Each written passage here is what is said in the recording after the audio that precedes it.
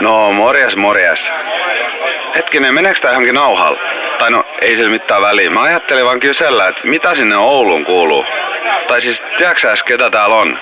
Sä varmaan muistat viime kesän Turku Moderneelsiin, jossa tai siinä yhdessä pubissa soitti levyä semmonen viiksekäs kaveri, niin muistaaksä, kun sä annoit sun puhelinnumerossa sellaisella vaalealla 10-ottelijan näköisellä kaverilla, kun opiskeli lääkäriksi?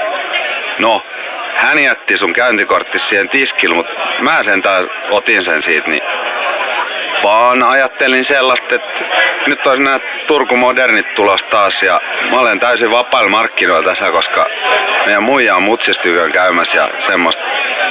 Mut jutellaan siitä sit lisää, kun sä soittelet multa.